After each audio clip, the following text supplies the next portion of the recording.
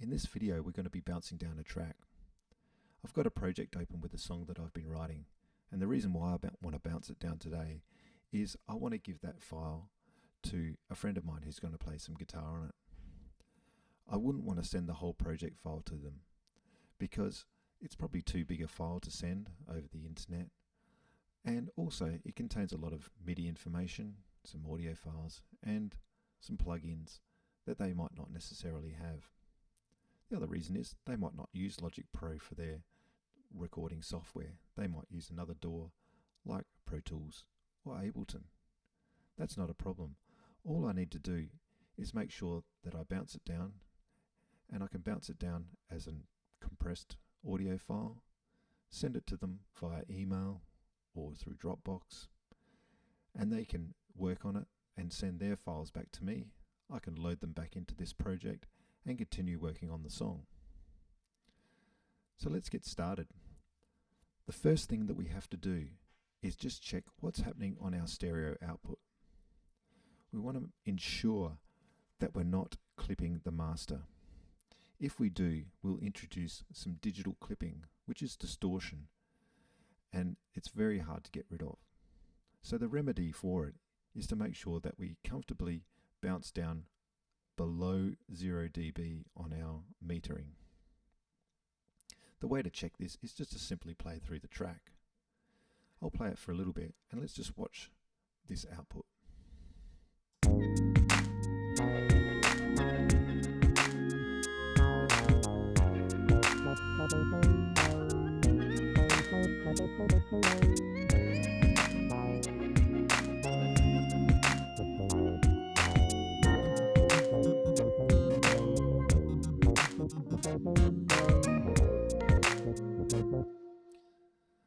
Okay, so I've been looking at our stereo output in the mixer, or if you've got the inspector open, you can see it here. And you can see that we didn't go into the red. The highest peak it got to was minus 5.7 dB, which is really comfortably under 0 dB. So that I'm really happy that I can bounce that down without any problem at all. If it did go over, what would happen is this box here would be completely red. And it would also have a figure in here saying how much it went over by. The best way to remedy this is to go back through all your tracks and just remix and bring your levels down until you've got it comfortably sitting under that 0 dB mark. Don't just simply pull this fader down and bounce like that. It's not the best solution. Okay, so I'm happy with the levels, so let's bounce. Now the first thing that we have to do after checking our levels is to set our locators. Logic needs to know how long it's going to bounce for so that we can create the file. And I do it this way. There's several other ways to do it, but this is the way that I do it. This is my workflow. I enable the cycle mode. We can do that by hitting this bit here, hitting this button here on the transport, or hitting the key command C. I'll tap on this one. And then this is going to set a locator. So what I'm going to do is I'm going to stretch this out to go a little bit past the end of the track, and I'm also starting at a bar before the track starts.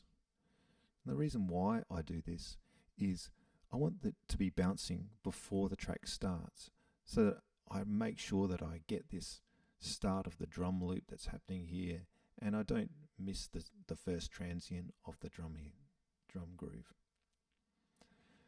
I've also got it going 2 bars afterwards, so that if there's any tails like reverbs or a sustained note, then Logic will continue to bounce and will capture that.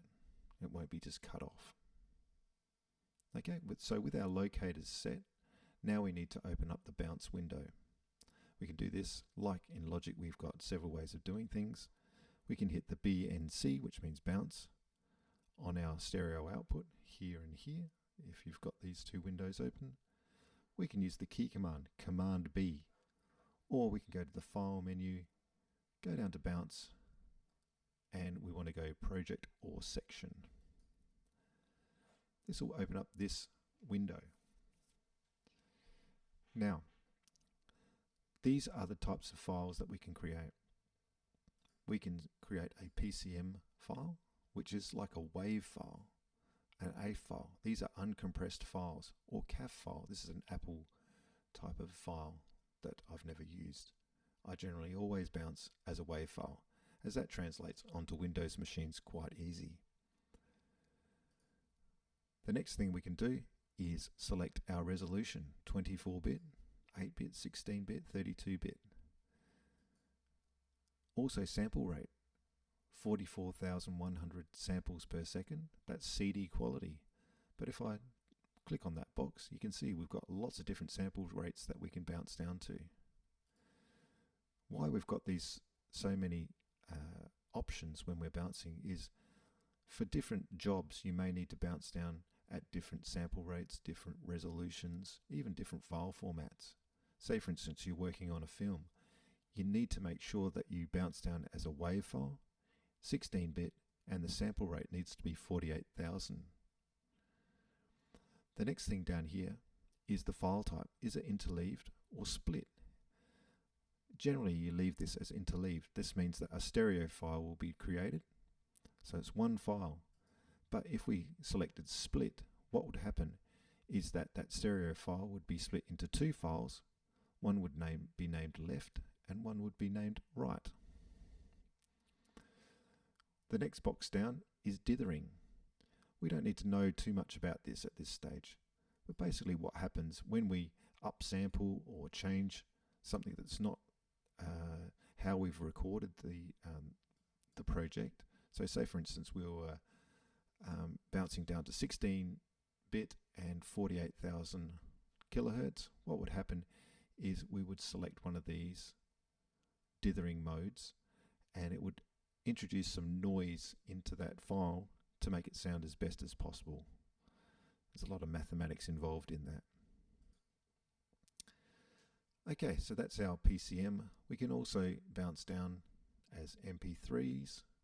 We can select our bit rates and lots of information there, or even an M4A or AAC file, which is the Apple type of compressed file. And we can select bit rates, etc. So just to reiterate, make sure you know what you're bouncing down to, what your client is wanting you to bounce down to, and always do it that way. Okay, so I only want to bounce down to MP3 as I said earlier, so I can send it to my friend. I'm happy with all these bit rates, and now I'm just going to check that the start and end points are as I've put the locators on, and you can see that it's going to start on bar 2, which is here, and it's going to finish on bar 95 beat 3, which is here. The next thing is our mode. Are we bouncing down in real time or offline? If we bounce down in real time, what will happen is that the track will just play through as normal. You'll be able to listen to it and it will be bouncing in the background. If we're offline, what will happen is Logic will bounce down in a very fast mode. You won't hear the track, but the computer will take over and it will bounce down as quickly as possible. Next box to check, I always do this, include audio tail. Basically this means that if there's a tail of a reverb or a delay or some sort of sustain note that is going over our locators, so say something is still continuing to sound after bar 95, then Logic will continue to record until that's completely faded out. So it's a good idea to have that there. Normalize, I generally leave off all the time. Normalizing basically looks at the file, looks for its highest peak, and then raises the whole track up to 0 dB. It's not going to digital clip, but it's just raising the volume of the whole track. I don't generally do that. I wait for a mastering engineer to do that, or when I'm mastering myself, I'll do that myself. Okay, so we're happy with the settings that we've got here, and if I press OK, we come up with what we're going to save it as. And like with saving with anything in Logic, you have to set a destination. At this stage, it's going into the bounce file of this particular song called Slick R&B. So there's a folder that's been created called Bounces, and I'm happy for it to go there. So it's contained within the whole project folder. If I hit bounce, let's have a look at what happens. We'll see the cursor move very very fast across the screen. And we won't be hearing it, as I said before.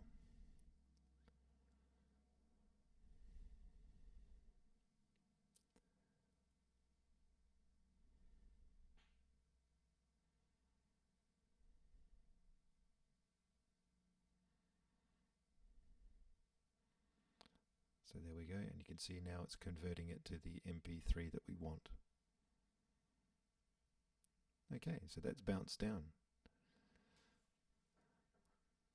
So we can check where that is by simply opening up our media file, looking at where this file is. It's in Logic Songs. It's in a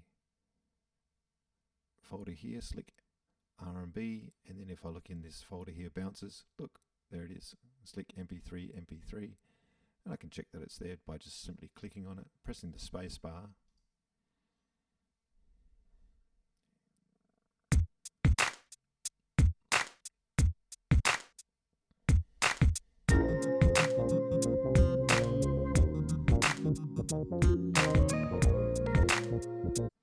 Great, so that's there. I can send that off to my friend and they can do their guitar parts.